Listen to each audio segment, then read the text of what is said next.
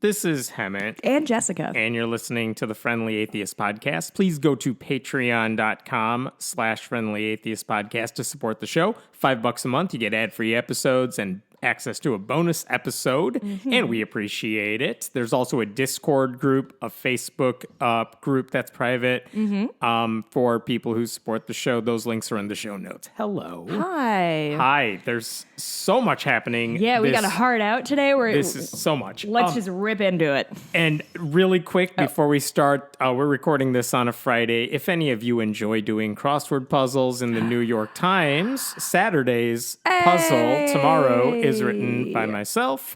It'll be live Friday night. Let me know how much you struggled at solving it. It would make me happy. Last time, I think it genuinely took me 2 hours. Excellent. I was watching a movie while I was trying to do it, but I'm not sure how much that actually hurt me. I think I'm just bad at crosswords.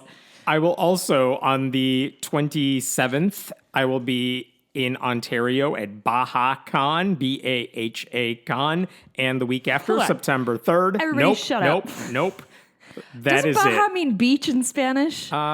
Different spelling. Yes, it stands for something else. Okay. BahaCon, tickets are available. Go get them. And on September 3rd, I'll be in Louisville, Kentucky for the Kentucky Free Thought Convention. Yay. And if you go on that website and use the promo code FRIENDLY, you can get a discount on those tickets.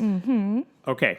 There's so much to start with. You know what happened last week? We did not get to discuss because it happened after we recorded. Yeah. Salman Rushdie was attacked on stage. What the fuck was that? That was a week ago. The basic premise here is he was just speaking at a literary event in New York, and a man basically rushed the stage. Rushdie the stage? Shut up, sorry. No, not a place for a joke. Serious. I'm sorry, everybody. And basically attacked the guy. As far as we know as of this moment, he's on the mend. He's recovering. He is He lost an eye? That is what I heard initially. I don't know how serious his condition is at this point. I thought I saw a tweet from his daughter who said that. Yeah, that was like one of the initial things. Like, he's seriously injured. We just don't know what that means. He's, I think, 75. We don't know what that means at this point for his long-term health. But he's alive, which is kind of the important thing. So not everybody, I don't think, knows. So I know Salman Rushdie through the Satanic Verses? Yeah. Verses. And all the controversy that brought up. But frankly, I've never read them. I don't know much about him as a person. Can you give us a... Yeah. Let's talk about this because I think lost in the shuffle is, why the hell is this guy under attack? You may have heard that he had a fatwa put on him in 1989 when the book, shortly after the book came out. That was from Ayatollah Khomeini, who was like this And Islamic a fatwa is essentially leader. an order to... In this case, it's a religious order to kill Rushdie. Okay. Not all fatwas are like that, but that's what this one was. And the guy who issued it died, but his successor never really repealed it. And in fact, it kind of just came back. Like, he never took it away, so it was kind of still in effect. But over time, like, you would imagine the passage of time just kind of, okay, no one's going after him anymore. Right. Can he ignore it? And that means if he goes to give public lectures and stuff, you have to wonder, like, how much security do you need at an event like that? Right. How much does he walk around with? And by and large, it's been so many decades. It's been decades now that it's like, he can just go to these things on his own without extra security. And this should felt like be fine. a very like 80s and 90s thing that he was under threat and he was like a big name of somebody who was constantly in danger. Yeah, he's more famous for the fatwa than he is of his books, which have received a lot of prizes and accolades over the years. And it's like, that's not what anyone remembers. So this is what I wanted to talk about, because in every article I've read about him, they just touch on the fact that the fatwa had to do with the Satanic Verses, but like, do we know what the Satanic Verses are? What's the reference to? So here's a version of this story.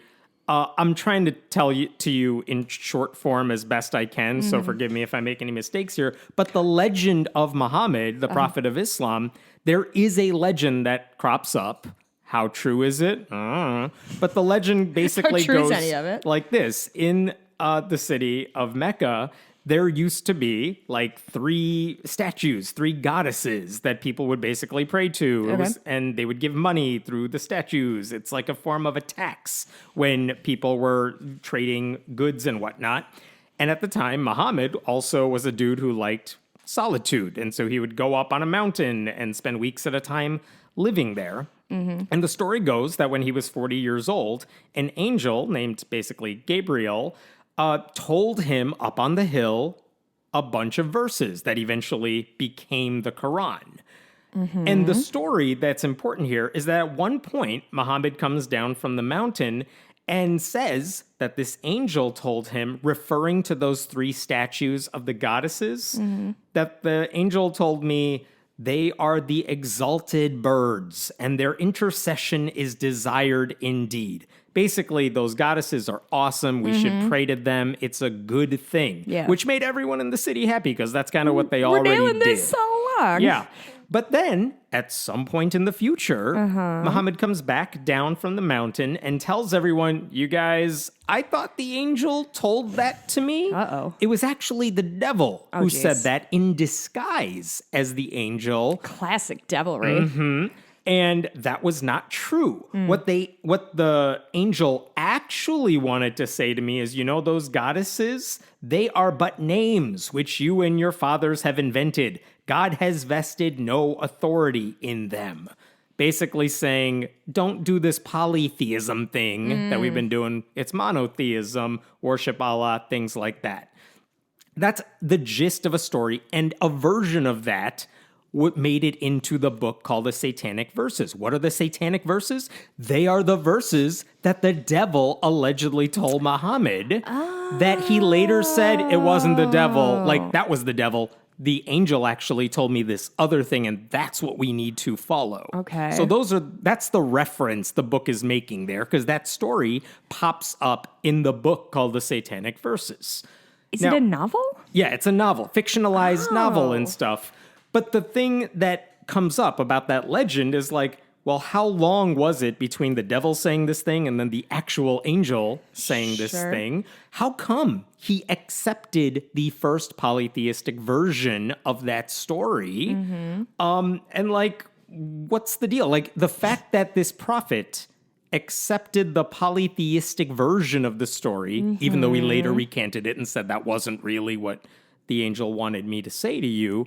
It suggests that at least for a time, he was tempted by the devil. He flirted with polytheism.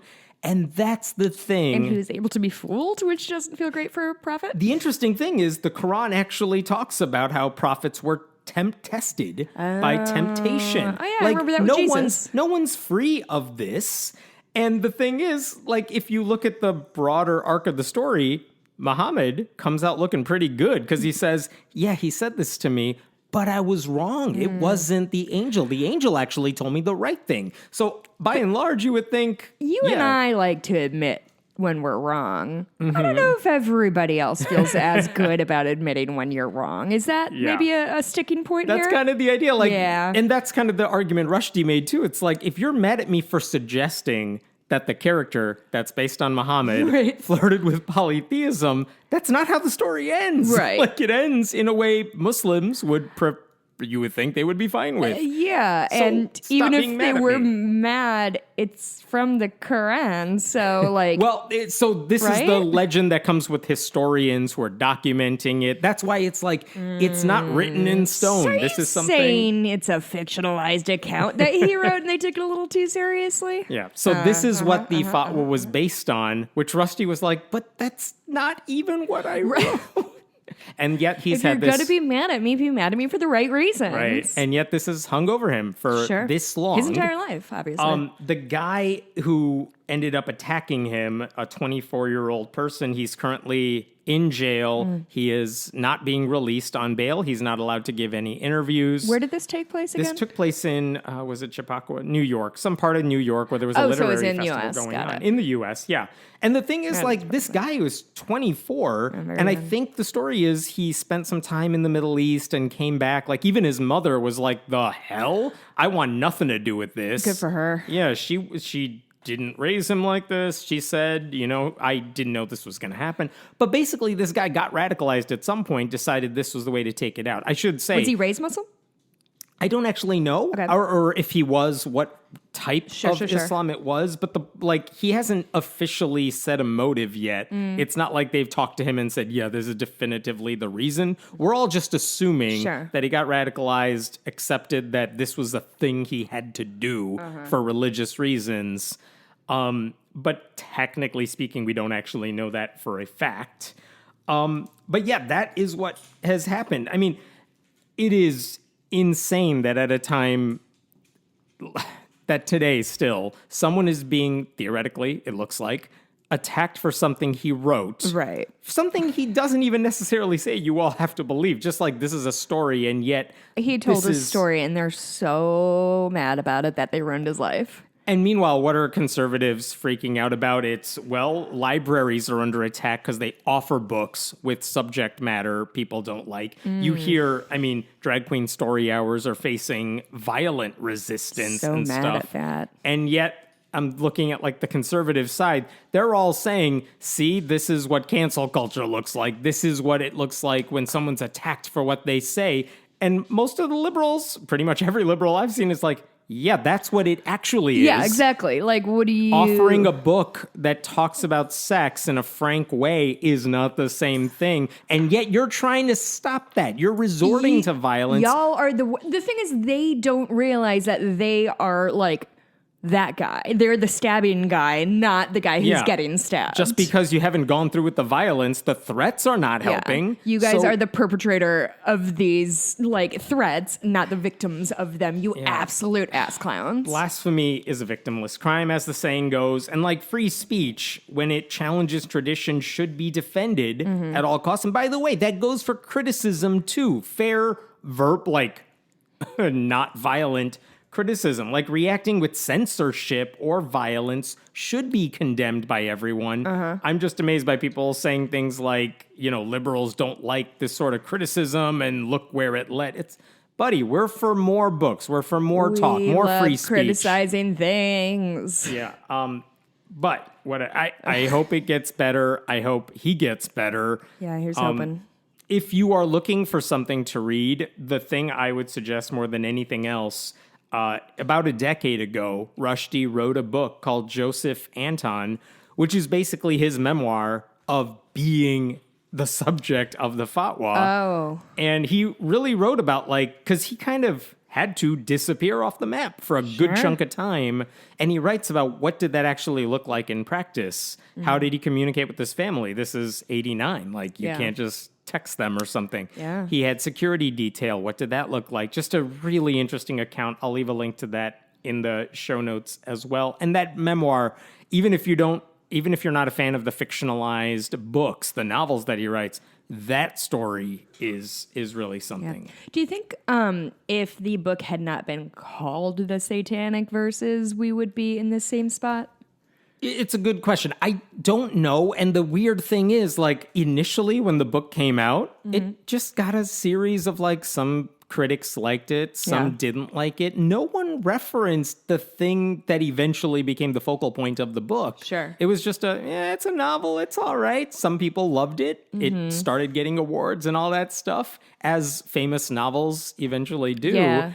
But, it wasn't controversial until certain people decided it was controversial. So I'm wondering if he called it something different, if this never would have, even if all the content was the same, but he called them the false verses or something like that. And I think that is one of the things is it's not actually, the legend doesn't refer to them as the Satanic Verses. It goes by a different name. But again, he's writing a novel. He's writing... It's fiction. So just an insane story. Wow. And I will say that it's one thing I've seen a lot of the people who are on the right, the secular conservatives who are you're too woke, you care about social justice.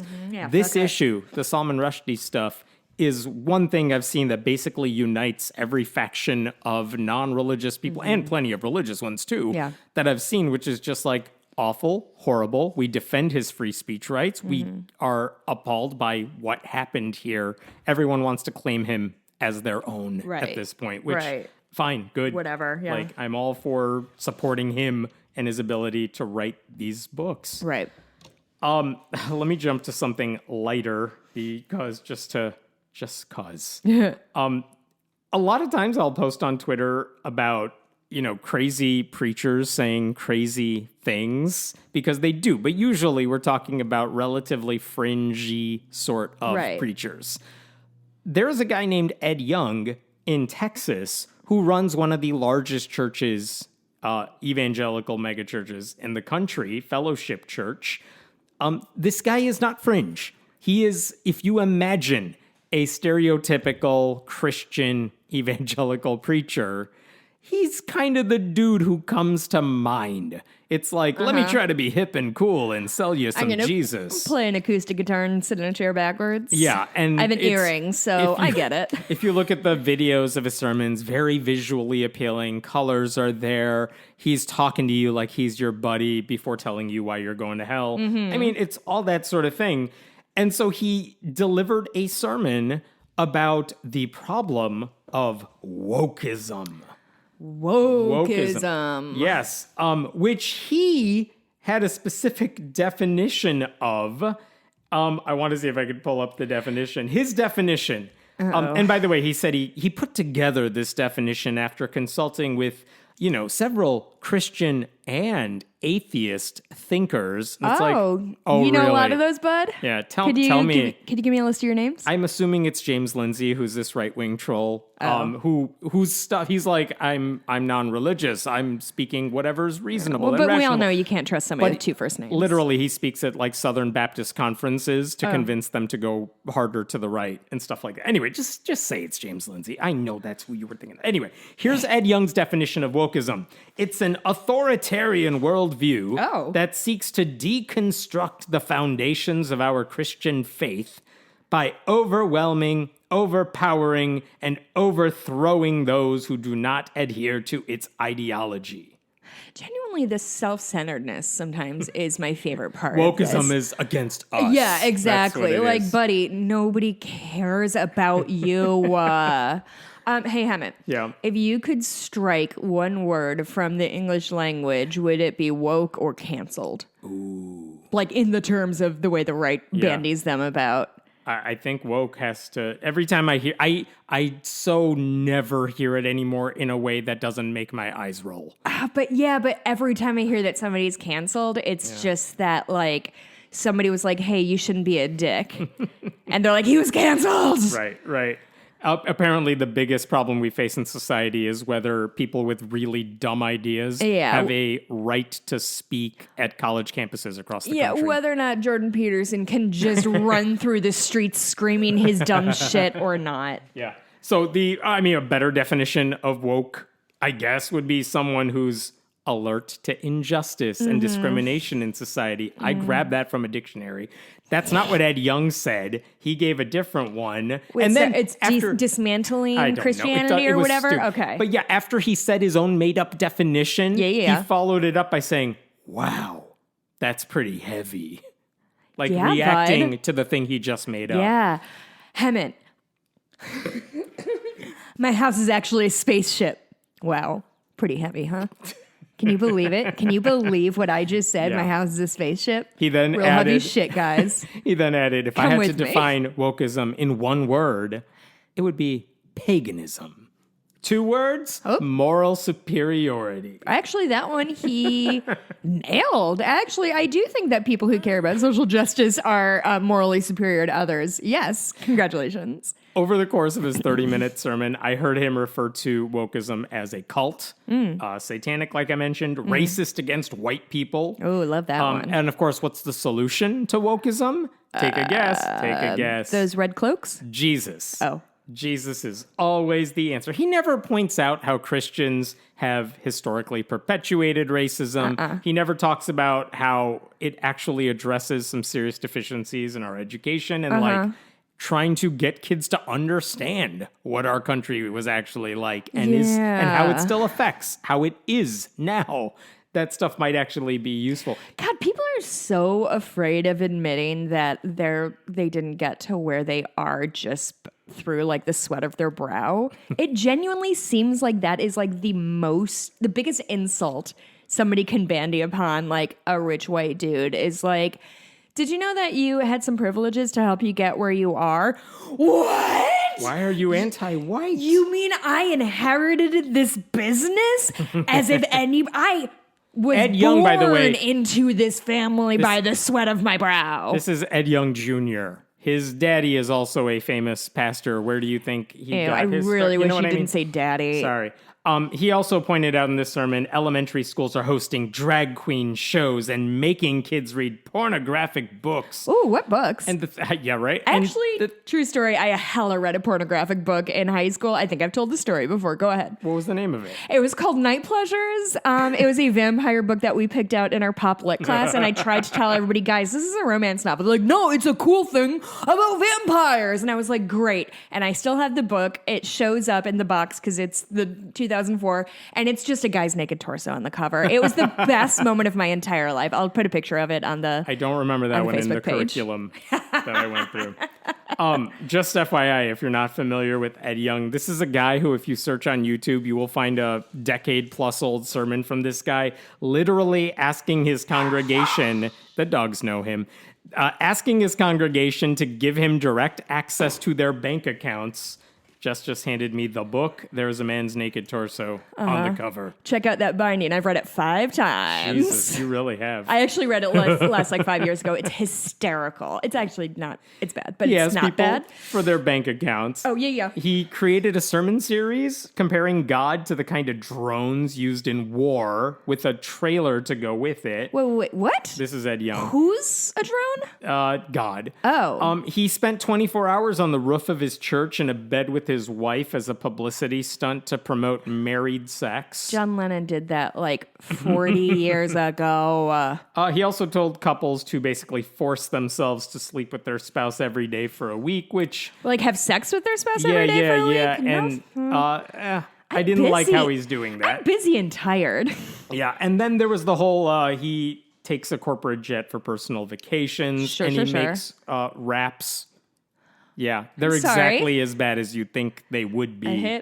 But anyway, wokeism is his latest thing. That is utterly incredible. I really love these gentlemen who take private planes everywhere. It's just so nakedly greedy. Like, commercials never, guys. Let me talk about what happened in Fargo, North Dakota, because this happened last week, and then as we're putting this show together... They found a body in a wood chipper. That's a different version of this story. Okay, spoiler alerts for the movie Fargo, I guess. This happened last week, and then like last night, there was an update to this story. Here's what happened last week. Fargo School Board, North Dakota, big public school district. It turns out that in April... a guy on this 9-person school board said we should have the Pledge of Allegiance at school board meetings, and they voted and they decided to do it. That was April. This board member then got not reelected in June. So we have a different crop of 9 board members, slightly different crop. Just really quick, yes. I'm so sorry. 9, this is school board member? School board, yep. I just feel like if I went through all the work to get elected onto my local school board, I would be worried about like curriculum and like staffing issues and safety and nope, gotta say under God. Is this really how? This is honestly like the frustrating thing about republicanism is like. You get the power. You're obsessed with power. All this back. You get the power, and you're like, I'm gonna make everybody stand for 30 seconds. Well, and this is what came up at this discussion last week at the regular board meeting, because one of the board members said, I want to make a motion to stop saying the pledge, basically for the reasons you just said. We actually have work to do. We want to help the students. Yeah. And I'm sure they have a lot of their own issues in their school district, as every school district does. He's like, why are we doing this? Not only is it a waste of 30 seconds, whatever, it's 30 seconds. One of the board members, Seth Holden, actually gave a really great speech defending why they should get rid of it. He pointed out the words under God I mean, it shouldn't be there. He said the text is clearly referring to the Judeo-Christian God. Therefore, it does not include any other faiths such as Islam, Hinduism, Buddhism, all of which are practiced by our staff and students. Even atheists and agnostics are excluded. It's a non-inclusionary act. So the under God thing doesn't belong. And if you say it's not about Christianity, it's just God, well, that's still excluded. Yeah. And he goes through the history and says it's totally about Christianity, you guys.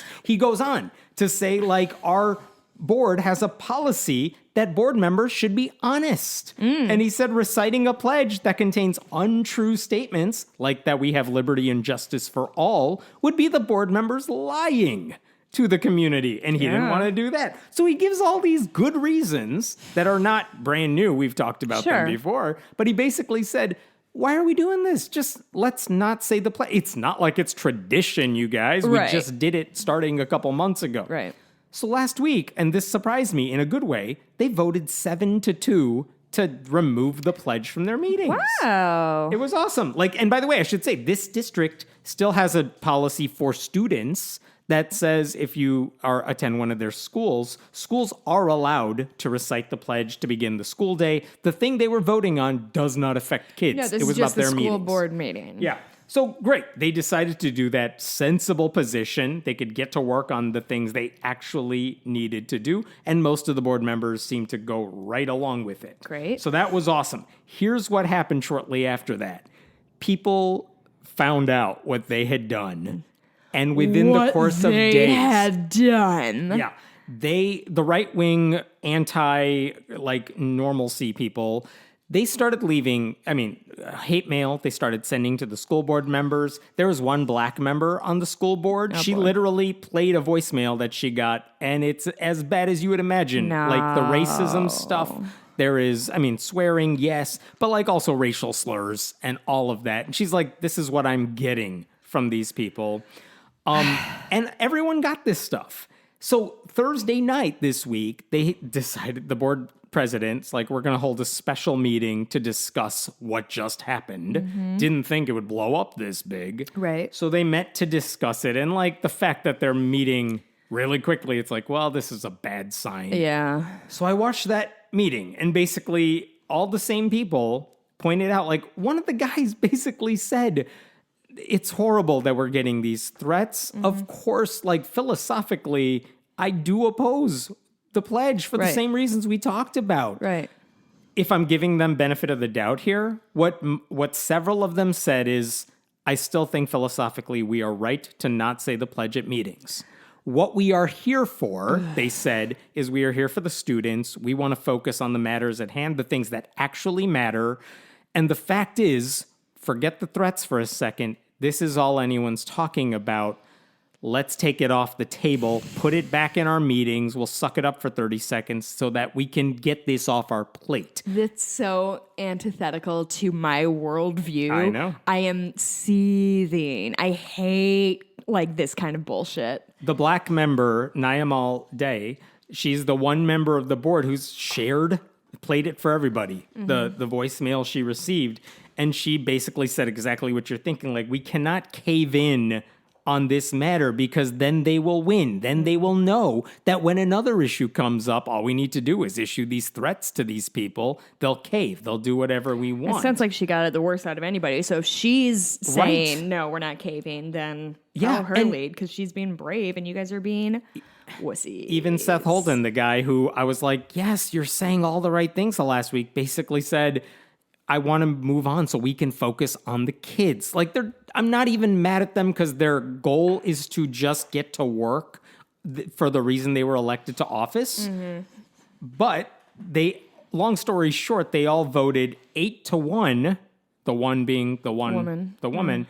They voted 8-1 to bring the pledge back to their meetings so that they could move on to the things that matter. And it is disappointing. Like, that's the thing that's frustrating.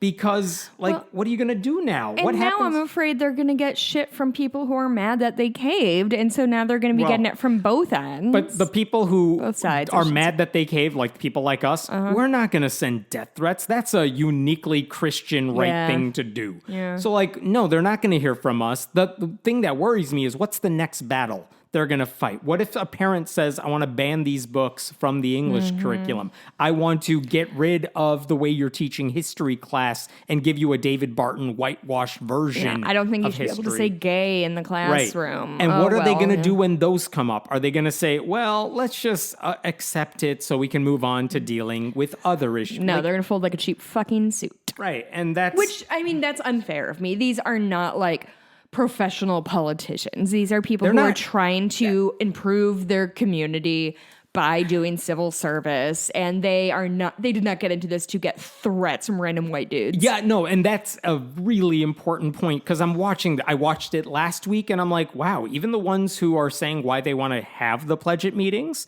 they're they're civilly discussing why the other side has this perspective. Mm-hmm. They're not debating it. They're just saying like, okay, I respect what you're saying. Let me give you my reasons for it. I mean, I'm not saying just because it's civil that makes there a debate. But like even this time around on Thursday, you could tell these people are saying like, I mean, one guy who spoke at this meeting even said, I don't want to cave into the bullies. I think it's a wrong principled thing to do because we were right to remove the pledge. But I apologize because I'm going to vote to put it back in. Like he felt bad about it. I can't do this anymore. Yeah, I know that feeling. Basically. So don't take it out on the board. They're not doing this because they're trying to cave in. They genuinely think that putting this issue aside will allow them to do better on everything else they need to do. They have lives and jobs and kids that they need to be taking care of. But it is disappointing that the threats worked. I mean, they all basically admitted the threats worked. Let's just cave in on this issue. I'm paraphrasing. They didn't put it this way. But they basically said, we want to help students. This is a side issue. This has to do with our meetings, not something that affects kids. So let's just move on with it. I mean, it's frustrating because I still don't know what they're going to do when a real issue that does affect kids comes to the table. I would like to think they would take a stand in those cases. Yeah. But again, like this was Fargo. Oh, that's right. Like, it's a red state, man. Sure, I'm not surprised, but also they did the right thing. And then, of course, as soon as people found out about it, they flipped. Yeah, I feel like also like those northern border states, they have a sense of like Wild Westness among them. So this kind of thing does not. Like, I feel like they all think that the Constitution is a suggestion up there. Yeah. Okay, let's go to another just lightweight story that just made me laugh. There is a pastor in Kansas City, Missouri. His name is Carlton Funderburk. Coolest name ever. He runs a place called Church at the Well in Kansas City, Missouri. Well, apparently earlier this month, he delivered a sermon that is now scrubbed from the internet everywhere, but it was captured by a tweeter, TikToker named Kansas City Discover. And they managed to get a screen grab of this before it disappeared. And basically, this pastor, Carlton, and this is a predominantly black church here, gets in front of the congregation. And I'm not going to play it because I don't want it to get copyrighted or anything. And then this whole thing gets diluted or something. But here's what he says. That's how I know, talking to the congregation, that's how I know you're still poor, broke, busted, and disgusted because of how you've been honoring me. I'm not worth your McDonald's money. I'm not worth your Red Lobster money. I ain't worth your St. John knits. Y'all can't afford it. No how. I ain't worth your Louis Vuitton. I ain't worth your Prada. I'm not worth your Gucci. You can buy a Movado watch in Sam's, like Sam's Club, and you all know I asked for one last year. And here it is, the whole way in August, I still ain't got it. Oh, goodness. He seems nice. Yeah, basically saying, if you loved me and what I do for you, you would give me enough money to buy a luxury watch. By the way, those Movado watches, they run thousands of dollars. You're not giving me not even the sort of money you would spend at McDonald's. You're not giving me stuff to buy luxury goods. If you loved me, if you loved God, and you appreciated what I did for you, you would give it to me. So he thinks that he deserves a really big chunk of people's income because he provides a service of telling them why they suck. Well, I mean, then a lot of people on the internet owe me a lot of money. Yeah. If you want to insult me, you have to buy something from the Amazon wish list first. That's the rules. Can we put new mics on it? Do we have an Amazon wish list? You guys, I want new mics so bad. I fucking hate these mics. And Heaven doesn't have to set them up, so he doesn't care. This is true. And he's not even hiding the grift. Like, he's not saying I need to raise more money to help you, the congregation, or to renovate the church, or to spread the gospels, or to donate it to charity. No. He's flat out saying, I need this to get a luxury watch. I want stuff. Stuff rules. That's what Jesus said. Yeah. So within days, once that video started circulating of the clip, because again, they removed this thing online, the church did post a video of him apologizing. And I just want you to imagine a guy sitting at a desk with a script in hand, and it's a hostage video, because that's what this thing was. And he basically, like, what's a good apology in this case? You would say, here's why I said it. Here's why I shouldn't have said any of those things. Here's what I'm doing to rectify the situation. He didn't say anything. This is not a slip of the tongue. No, this is not. This is not like, oh, I accidentally called somebody the R slur because I was screaming and lost myself. Yeah, that's not that. That is, which I try not to do. This is, you motherfuckers, give me more money. I want a fucking watch. Yeah. And how could one spin that into, well, when Jesus was asking his apostles for watches, they were like, well, we don't have a Sam's Club membership. And he's like, then get thee to Costco. Right. And get a trampoline. His That's apology. what they sell at Costco is trampolines, I think. And in a pack. Here's what he actually said in the apology. Yeah. Though there is context behind the content of the clip, no context will suffice to explain the hurt and anguish caused by my words. That's good. Okay. I have also privately apologized to our church, who has extended their love and support to me.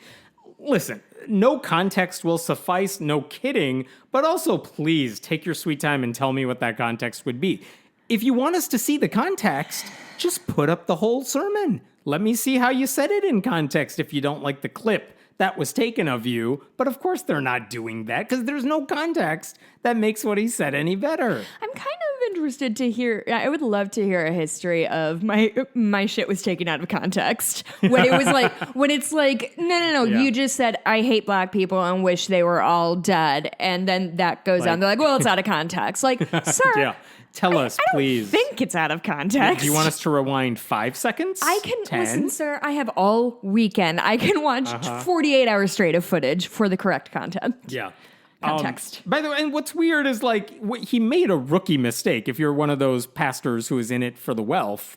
Like he's been, according to his own bio, he's been doing this since he was 17. There's no way this guy is like that young. No, I mean, the reason we have like the preacher's sneakers or whatever Instagram that is because these guys are pretty sneaky and they ask for money. Preachers and Sneakers is the Instagram Preachers page. And sneakers. Yeah. Where they post pictures of pastors giving a sermon and then they zoom in on the shoes they're wearing, which are not the shoes you and I wear. Right. They are the shoes that cost hundreds and hundreds of dollars. Here's thousands of dollars. Close up of their watches and all that. It's like, is that what your goal is? Yeah, and the reason those are effective is because those guys are quiet about their life. Like they tend to not be like, look at all these fine goods. Like sometimes they do the thing with the private plane. I need to be able to do whatever. They wear the hipster clothing. They wear the luxury goods, but they just say this is part of the prosperity gospel. Right. This is a result of God rewarding me because I'm faithful. That's not what this guy was saying. No. He skipped the faith part. Right. He just said, I need money to buy the watches. Not,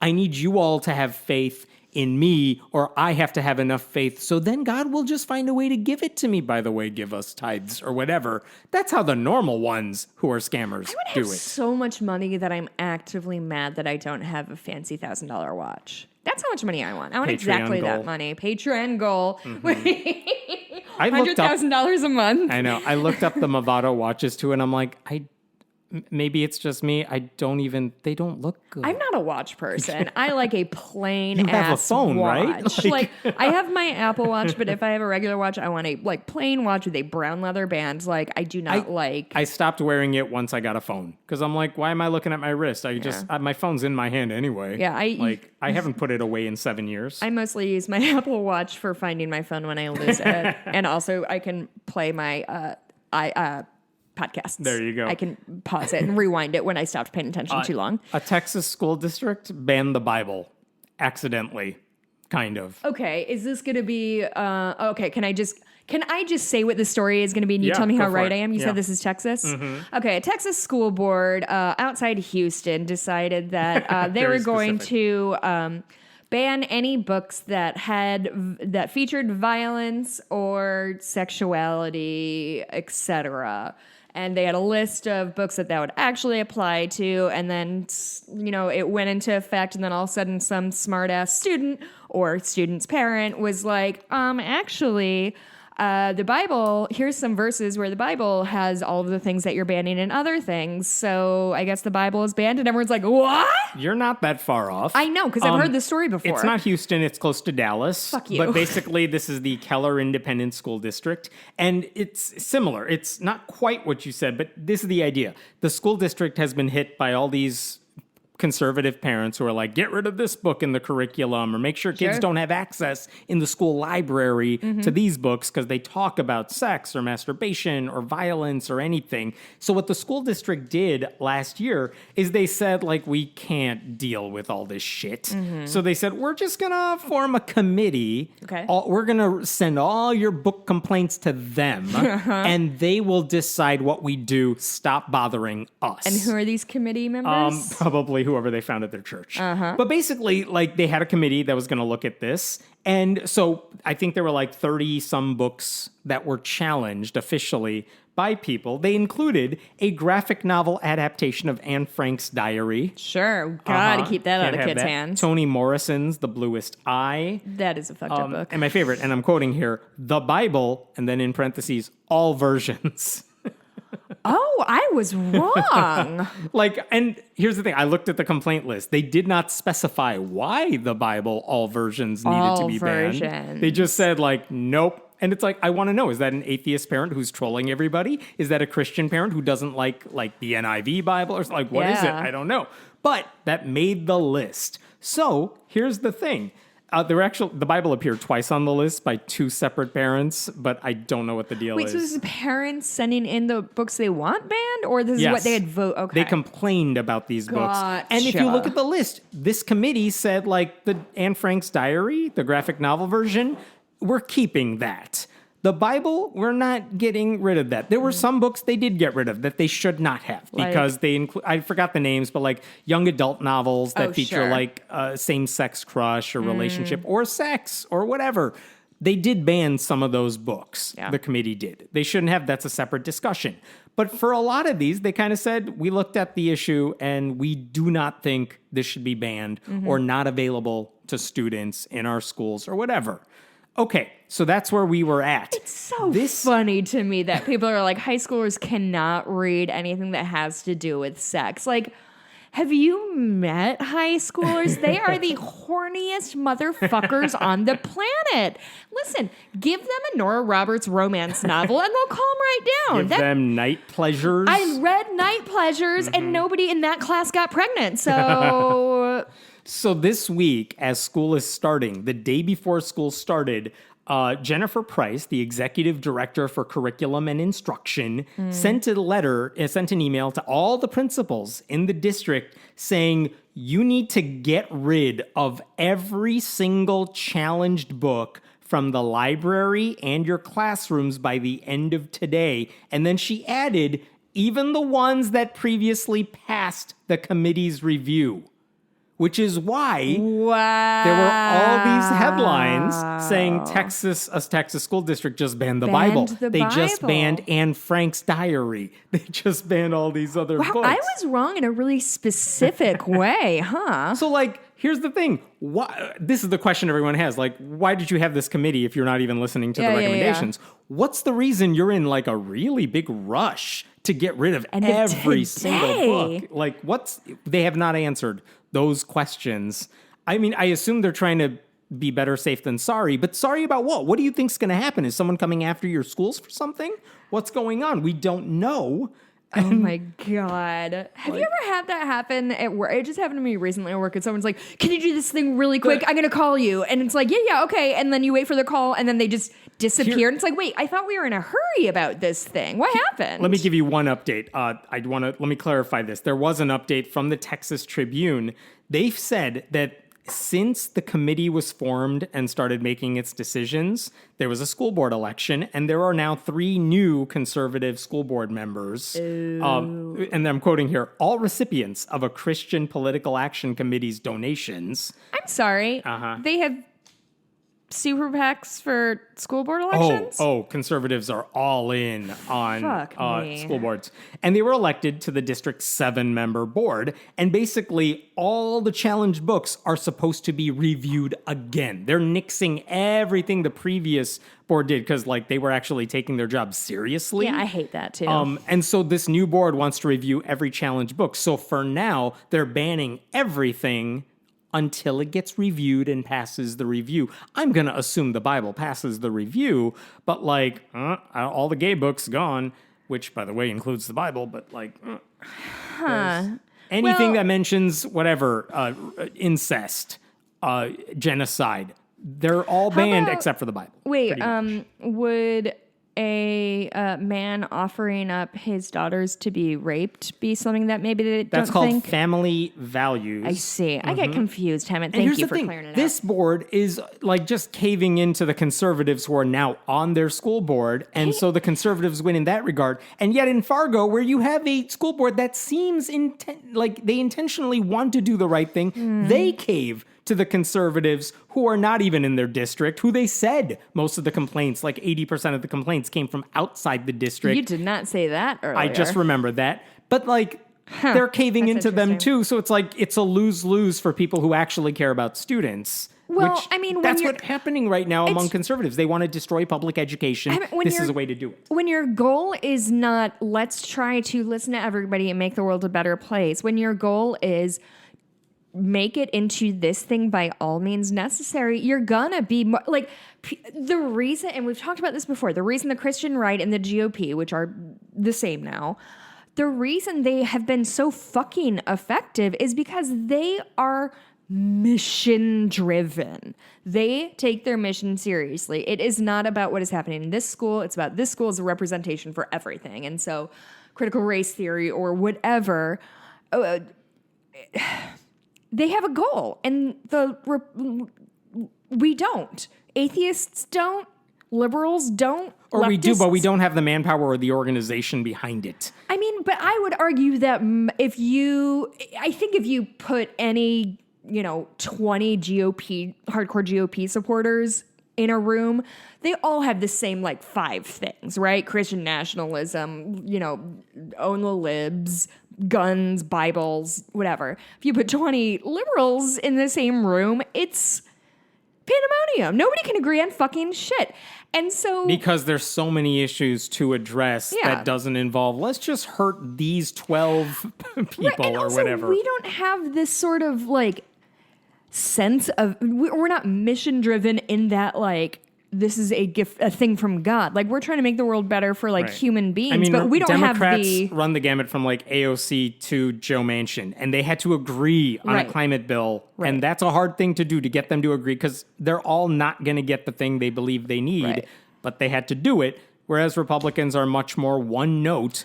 Liz Cheney is an anomaly on one issue. Same with Kinzinger. Most of them are on the same page about pretty much everything. So it's very easy to get them for Tucker Carlson to go on TV and say, you guys, make the midterm elections about brown people and crime, and we'll be done. Just say that and nothing else, which is literally what he did this week. Even though all them... He told them their marching orders. These are the issues you must campaign on. Don't talk about anything else. Brown people, huh? Immigration, border walls, shit. That's it. Wait. We haven't heard a ton about immigration lately. You're about to. The caravans are coming. Oh, yeah, that's right, because we have an election coming. Oh, my God, the election is so close. The caravan is on its way up. Let's talk about the Southern Baptist semi-annual Convention. or biannual caravan. The Department of Justice says it's investigating the Southern Baptist Convention. Okay. Yeah, that sounds exciting. I'm into this. So some backstory to understand like why they're doing this, because you're going to hear Christian persecution come up, and it has nothing to do with that. The short backstory here is back in 2019, the Houston Chronicle and the San Antonio Express News basically published the first of several articles from a long investigation into Southern Baptist churches. Okay. Remember, this is not like the Catholic Church with the hierarchy. There is no pope at the top. Right. It's like a loose affiliation of thousands and thousands of churches that does have a kind of management system. Right. And they all hate each other. Uh-huh. So what the Texas newspapers found were that over the past decade, more than 250 staffers or volunteers had been charged with sex crimes against more than 700 victims. And that was just what they could find. Whoops. And the thing is, the SBC is like, well, we can't control them. We can't tell our churches to fire people. We don't have that sort of leverage. Right. But also, they're part of your thing. You're not doing anything about this. That included, by the way, the reporting found their International Mission Board. This is like the umbrella group running this. They have a budget of $158 million, which they get because those member churches pay some money to the parent group. They found that several members of the International Mission Board were credibly accused of abuse, and that several other members helped cover it all up.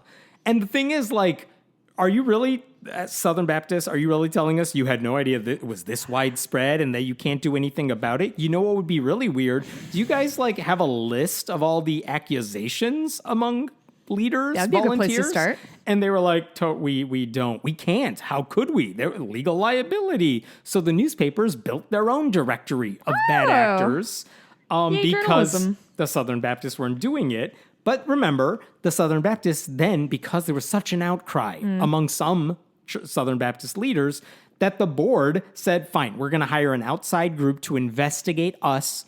We will participate in it. We will take their, whatever they find. They did release those findings. We discussed those findings. And what they basically found is there is a pattern of covering up or downplaying abuse. There is an environment where Southern Baptist victims cannot get justice. We learned that SBC leaders actively avoided calls for reform.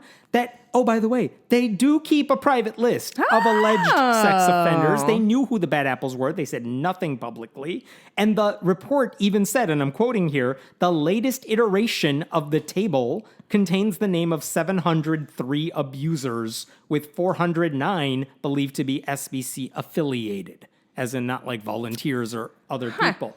So all this happened. The Southern Baptist leaders are like, we're totally going to accept these recommendations. We're going to pour money into having like an independent group that can handle any accusations that come in. Okay, we'll see how that actually works. And then this week, last Friday, the SBC announced that the Department of Justice is investigating them. They said it will include multiple SBC entities, all right, like their International Mission Board, I guess. Okay. And they said individually and collectively, each SBC entity is resolved to fully and completely cooperate with the investigation. The Southern Baptists are saying, we're totally going to comply. We are like, don't be mad at us for trying to get in the way of this. Right. We're cooperating, which I think made some Southern Baptists very mad because right now they all hate the feds. Right. But what are they actually, what's the Department of Justice doing? And according to Religion News Service, they spoke to a former FBI agent who actually works as executive director of the Office of Child Protection for the U.S. Conference of Catholic Bishops, because they need an Office of Child Protection. Yeah. And they said, like, why are the feds coming after the SBC? She said, if I were still in law enforcement, I'd want to take a hard look at the report myself, the independent report, and see if there's anything of potential value to prosecutors in terms of bringing criminal charges against an offender, or if there's anything that law enforcement needs to do in order to prevent a crime. She also said the Department of Justice generally gets involved only when a federal crime may have occurred or when victims are transported across state lines. Right. So like they're going to go through like, oh, all these allegations of sexual abuse, child sexual abuse. It's one thing for the Southern Baptists to kind of cover it up or ignore it. But if there was a crime committed and no one investigated it, right, maybe for religious reasons or because it was covered up, you need someone to investigate. And usually that's a local police that'll do it. But again, if they were transported across state lines, now the feds can get involved. So that's what they're doing. We don't know where it's going to lead. I am happy to see the Southern Baptists say we're totally going to cooperate. Good. Whether they will actually do that in practice is another question, but very interesting development. Do you want to hear the dumbest story I heard all week? Always. It's also my favorite. Great. Because it's just so... Okay, here's the tweet. This is from a Southern Baptist leader... church leader named Josh Buice, Buice, Juice with a B. So here's what he wrote. I want you to ask yourself, what is this in reference to? I'm rather lighthearted. Just ask my staff. But when it comes to theology, there is no room for ambiguity that appears to be blasphemy. You could have been clear, but you chose a different route. That was his tweet. What the hell is he talking about? Was he talking about somebody using a lowercase h when referring to God?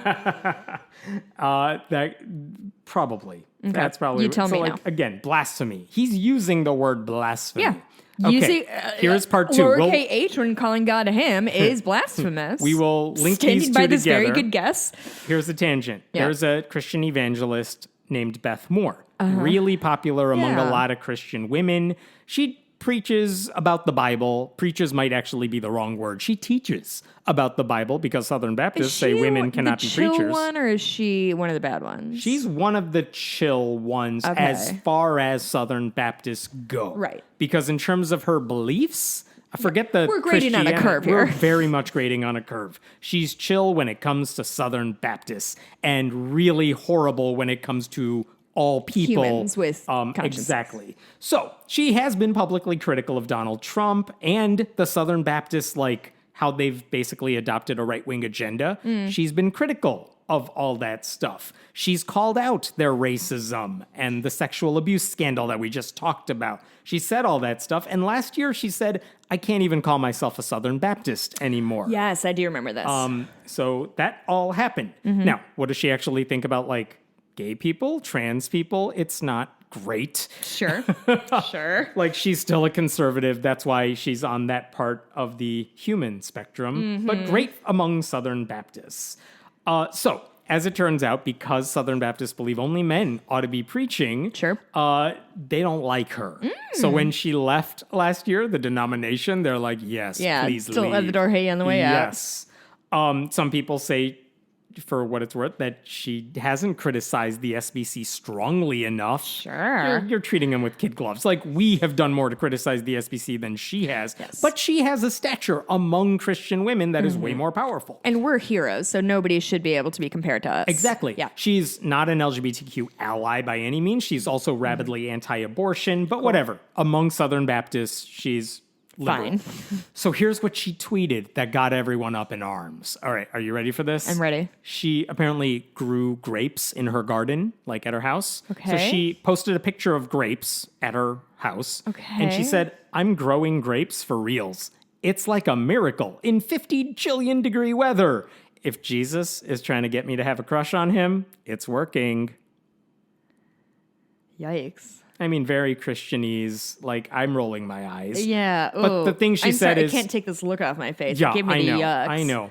But basically, all she said is, look, I made a thing in my garden. It is beautiful. Is it because she called it a miracle? No, it's because she said, Jesus, are you trying to get me to have a crush on you? Which is truly, in all the Christian weirdnesses, I've never heard of this sort of like coy sexuality applied to Jesus. Except you have, because what do Christians say all the time? It's like, Jesus, we our are husband, we're the bride. We're the bride of Christ. Our church is the bride of Christ. The church is the bride of Christ. They very much are like talking about how much they love Jesus. He is the third person in the bedroom with us on wedding day. I don't know. They say a lot of weird, creepy stuff about Jesus, and the weird sexualized pictures of Jesus that they paint and are on Reddit everywhere. Oh my God. But basically the backlash she got for that tweet, these are random no names, but like, crush, how about you love him by changing your evil ways? Evil? Yeah. Where is the fear and reverence of God? Someone else. Not sure who you think Jesus is, but I can guarantee you he isn't interested in foolish infatuation or shallow love or affection. Yeah. I mean, Jesus is not your boyfriend. No good guys here, huh? I can't think of whose side I'm on. This is Someone all else weird. said Jesus is not your boyfriend or your homeboy. They use these words to describe her. Toxic, blasphemer, abominable. Wait, do you remember in the early aughts the Jesus is my homeboy, Mary's my homegirl shirts? That was like that and trucker hats. Well, they were joking. She said it seriously, you guys. I'm not 100% sure everybody was joking. I'm fairly sure they were trying to do like cool Christianity. Yeah. So this week, Moore posted something else, probably reacting to all the backlash, because it's not like she's new to backlash. She gets it all the time. Sure. She said, some of y'all might as well know you won't be getting any grape jelly from me for Christmas, and don't whine to me if you're crushed about it either. That's pretty funny. Tee-hee. All right. Listen, I'm still rolling my eyes. That's fine wordplay. So enter Josh Buice, Oh, I thought this the was Southern the end Baptist of this story. pastor, who has said for years Southern Baptists should basically avoid her. Didn't you say and it's treat her. juice with a B? Spelled that way. Oh, I thought you said it was I have pronounced no that way, and then we're idea, just saying it wrong to be an asshole. Did not care to look up how That's to pronounce fair. this guy's name. So he says, he takes a picture of that tweet, the jokey Christmas grape jelly one, and says, when I pointed out that Beth Moore shouldn't be crushing on the Son of God, blah, blah, blah, she said some of us wouldn't be receiving any of her grape Christmas jelly. Someone in our church gifted me with an early Christmas present last night. Takes a picture. It's grape jelly. Is it like Welch's? Yeah, basically. Or homemade. I don't know. But he's like, look, Okay. I got grape jelly anyway. To which she responds, because this is a kerfuffle. So boring. I know. Sorry. She says, okay, Josh, but it won't be nearly as good as mine. Why are you making me listen to this? I know. P.S. You're going to have to learn to lighten up a little bit. I was being silly, and I think even you knew that. You may as well get used to me. We'll have eternity together. I enjoyed that. which- the ride that took me on was lovely. To which he, a normal dude, regular. responds by saying, I am very lighthearted, just ask my staff. But when it comes to theology, there's no room for ambiguity that appears to be blasphemy. You could have been clear, but you chose a different route. End of story. Bow. They are so boring. The boring just shit wanna- they argue about. Just to be clear, racism, not a problem Not for this a guy. problem. Anti-LGBTQ hate, doesn't care. He welcomes it. Destroying democracy? Sure, bring it on. The state gets to decide if Yeah. you have a baby or not. Perfect. Yeah. Love it. Sexual No abuse? notes. What sexual abuse? But Beth Moore talking about crushing on Jesus because of grapes? Son of a bitch, that is blasphemy. You scared the dog when you pounded the table, Sorry, Hammond. She's so sorry. tiny. Aw. I'll try to close out. I'm trying to rush through the last bit of these stories Yeah, we've here. got a hard out, and Hard I have out. some stories for you in the bonus right. episode. American Atheists Yeah. had recently filed a lawsuit, a couple years ago, against Arkansas State Senator Jason Rapert. Remember him? Christian nationalist, put up a 10 Commandments monument outside the state the capitol guy who building. I have to know who he is, even though he's a fucking state senator. Yes. He ran for Republican governor in Arkansas How'd he and do? lost the GOP primary because even he wasn't insane enough for them. Yeah, so he's gone as of Wait, hold on. January. He gave up his seat to run for governor. He lost the GOP primary. Did he lose it to somebody further right or further left than him? Definitely not further left, but someone who's probably more electable because okay. not as crazy, but still Gotcha. secretly crazy. Anyway, this guy had blocked a bunch of atheists Sure. on Twitter and Facebook because they say honest things and he doesn't like that. So he blocked them all and he's like, they were mean to me. Sure. It's like, sure, buddy. But also he said, I did this on my personal account, like at Jason Rapert or whatever. Okay. And basically American Atheist said, buddy, that's not your personal account. That's the account you use as your public account. Yeah. And Donald Trump tried to do that on Twitter and the court said you can't either because you can't block your constituents, they need to know what you're doing. Yeah. And also, you're a public official. Like, it's one thing to ban someone who's harassing you, but people being critical of you, people wanting to find out what you're doing, you legally cannot do that. Yeah. And just because you used your personal account as your public one, and there's really no difference between the two, that's not an excuse. You can't do it. So basically, they fought over this, and all he had to do was go to the Twitter menu option and be like, unblock, mute. Like, it would have been that easy. Yeah, he could have muted them, yeah. He went to court over this. And basically, over the course of a couple years, earlier this month, a judge said, all right, if you want to fight this, we're going to do discovery. I need to know what you've been emailing people. I need to know what you've said about these people. And all of a sudden, he caved fast. So this week, they announced a settlement. Okay. And basically, the state, because he was sued in his capacity as a state senator and not as a private person, the state of Arkansas has to pay American Atheists $16,000 for legal costs and other things. Love it. He has to unblock them. If he wants to block people in the future, he has to like ask parents for permission, basically. All of this because he couldn't just be a man or whatever you want to say. Like, be an adult and just unblock your critics. He couldn't handle it. And it's the funniest damn thing ever. They're so sensitive. So sensitive. There are other things, but maybe we can hold off on those until next time. Where do we find you? You can find me on Twitter at Jess Blumke. Also, I want to do a little a tease, as we call it in the industry. This next week, I have an interview coming up with somebody who I'm very, very, very, very, very excited to speak to in the arts and entertainment world. You're going to like it. I will not believe that I got this interview until this person is sitting in front of my screen. But I am very excited, and now my palms are sweating because I'm thinking about it too much. Very cool. We will tell you more about that as soon as we can. Yeah. You can always email us at friendlyatheistpodcast@gmail.com. Go to patreon.com/friendlyatheistpodcast to support the show. Yeah, you can always review us on iTunes, and I think that's always all helpful. And have. Find me at Hemant Mehta on Twitter, and you can find Jess on Twitter at... I did mine. Jess Blumke. All right. Okay. We'll see you next time. Bye. Bye.